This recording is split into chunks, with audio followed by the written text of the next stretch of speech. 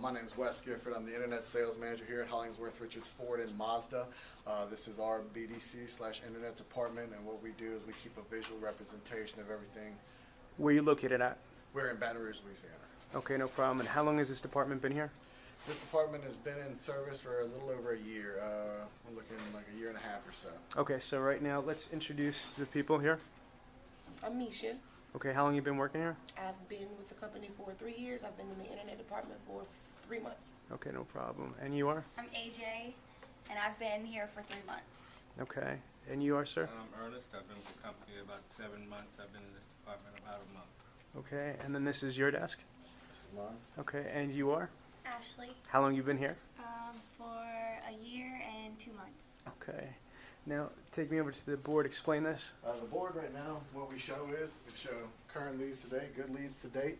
Then we got our total counts at the bottom, appointments set per coordinator, as well as their percentage of appointments set to the number of new leads they have for that month. It goes down from there. Then we got our shows for the month, totals at the bottom, as well as percentages of appointments show to set. Totals at the bottom, sold to show. Percentages are over here. Right here, what we're tracking is last month's statistics. Obviously, we're shooting for better than those, so you see where we're at last month. And, What do you mean, these little numbers right up there? well, this is what the number of shows that we had last month for Miss Ashley. That was the number of shows, appointments that she had set all month last month. This was the number she sold last month, as well as their percentages on each one. So as you can see with her, she's higher in the percentage of appointments set to leads, higher in show percentages right now, and a little bit lower in closing percentage. Okay, so this is for this month to date. This is for this month. So let me make sure I understand this. Ashley has 81 leads, Ernest has 46, AJ is 62, Misha is 44. Now, can you explain the discrepancy? How come Ashley has so much more leads than, let's just say, Misha or even AJ? Well, Misha, unfortunately, was out a couple days, so Okay. she didn't get the leads those days. AJ and Ashley, they've been here about the same number of days. Ashley just had a large influx. She handles most of our Ford leads, so there was a large influx literally in the past couple days on her number of leads. So that's why her jump up was a little bit more than AJ's, because AJ gets leads that Ashley doesn't. So we try and even them out that way. Mr. Ernest is more on a Mazda basis, so obviously his leads are going to be a little bit lower if he's not handling every type of lead as far as Ford and used as Okay. well. All right, perfect. Now, I'm going to start asking over here, Misha. You've been doing this for a little bit. What is some of the biggest challenges you have being an internet coordinator? Getting people to answer their phones. Say again? Getting people to answer their phones and return my messages. Okay, so just so you know, JD Power says that the average connection ratio is about only 11 and 14%. So that's the hardest part of this whole department's job, is just getting someone on the phone. So you just validated every other internet person's struggle in the country. So that's part of it. So your job is to try to persevere and get the prospect on the phone. But now, AJ, what about you? What would you say the most difficult aspect of your job is? The pricing, like whenever customers ask pricing, like we don't want to give it to them because they might just say, oh, we'll go to another dealership and be like, I got it there. But then if we don't give it to them, they get mad at us and don't want anything to do with us. So it's kind of difficult handling the pricing with them. Well, we're going to go more into this tomorrow, but I will say this. 96% of people that you quote a price to are going to shop it. I am not, saying you shouldn't give a price. However, I am big on not giving a price unless you qualify a prospect. Again, I do not believe in shotgunning somebody at price right through the first email, what have you. You need to qualify a prospect, identify their wants, wishes, expectations, meet them, try to exceed them before. You got to try to build up value. Do you see what I'm saying? Mm-hmm. Now, the other thing I will mention is that Dr. Covey says from the 7 Habits of Highly Effective People, something about circle of influence versus circle of concern. You cannot control what other people are going to do. You can't control if someone calls you and says, well, XYZ dealerships gave me the bottom line price. If you don't give me the bottom line price, I'm not coming in. You can't control what anybody else is going to do, what they're not going to do. The only thing you control is your thoughts, actions, and behaviors.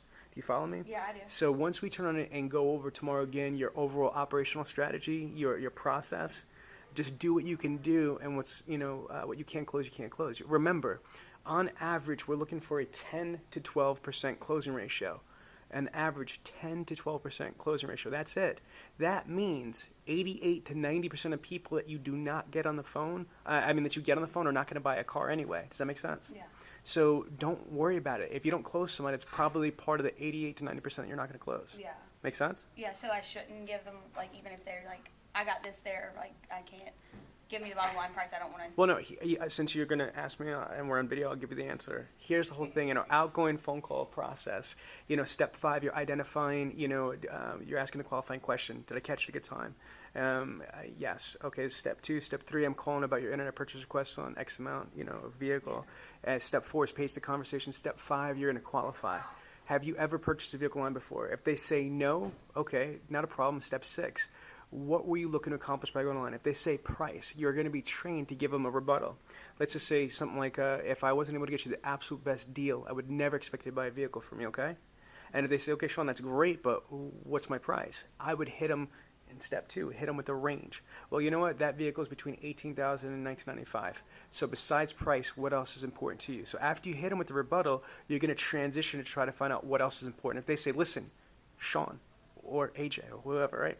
I am not coming in unless you give me the absolute bottom line price. Then after, so you hit them with the rebuttal, it didn't work. You hit them with the range, it didn't work. You don't want to be combative. So what you're going to do is you're going to just flip it. You're going to qualify them. So when you said, AJ, when you said price, what kind of price did you mean? A cash price, a finance, or a lease? So you're qualifying. Are you going to be trading in a vehicle? You're going to get that. Do you see what I'm saying? You're going to try to qualify, and then you're going to say, hold on for 1 second. I'm showing that the vehicle is available. Let me physically check. You put them on hold, TO. That's what the rules are. The rules are, if price comes up, you hit them with the rebuttal. If the rebuttal doesn't work, you hit them with the range. If that doesn't work, then you stop, qualify, and TO. Your job as a coordinator is to try to secure an appointment. If you can't secure an appointment, what are you supposed to do? TO. Yeah, give it to the manager. That's it. That's all you can do. Make sense? Yeah, it does. And we're going to drill this to death tomorrow, don't worry. Okay. All right. Mr. Ernester, what's the hardest thing for you on this? I think my biggest challenge is after 4 or 5 days of no contact, emails, just the want to keep calling them, coming from a sales background, I just feel like I'm badgering at that point. Negative. Let me interject right there. This is very important, everybody. It's very, very important that J.D. Power says that the average buying cycle is between 45 and 90 days. 45 and 90 days. The dealer synergy process is for the first 30 days, email, phone call for 30 straight days. Follow my mathematics here. If you only have an 11 to 14% connection ratio on the phones, that means if you dial 120 people in one day, at best, you're only going to get 16.8 bodies on the phone. Do you follow me? Now, you also got to remember something else, is that your read open rates, that means your emails are only about 15% on average. That means the majority of the people that you call, you're never going to get on the phone. The majority of people that you email, they'll never even open up your emails. So if you do not have a constant methodical follow-up process, you're not going to be able to be successful in the department. Make sense? So as crazy as it sounds, you could phone call somebody for 30 straight days, email 30 emails, 30 voicemail messages, and they still don't answer you not one damn thing and walk in here and buy a car. You got to remember that a lot of these leads, especially the ones from Mazda MDOL or the ones from Ford Direct, you're catching people earlier in the buying cycle. You're capturing people at point of interest versus point of sale. J.D. Power says that when somebody's interested in buying a vehicle, they first go to their OEM website about 90 days out. When they are now trying to compare what vehicle to get, that's, let's say, 45 to 55 days out, they go to third-party providers, AutoBuyTel, AutoTrader, Cars.com, etc. Make sense? However, when they're closest in the buying cycle to buy a vehicle, 30 days or less, they're going to put in a geo-target into Google, or they're going to type in your dealership's name. So what I'm saying is that you don't know what stage in the process that you are at with the prospect. Just because they show up as a lead on your computer doesn't mean they're righteously 7 days, 8 days, 2 days ready to buy a vehicle. You might have got someone that says, you know what, honey, to their wife, I think I want a Ford Taurus. Yeah, really? They go to Ford OEM website, or they go to Cars Direct, they go to AutoBuyTel, and they get to you. Just because you got the lead doesn't mean they're ready to buy a car now. But the average buying cycle is 45 to 90 days.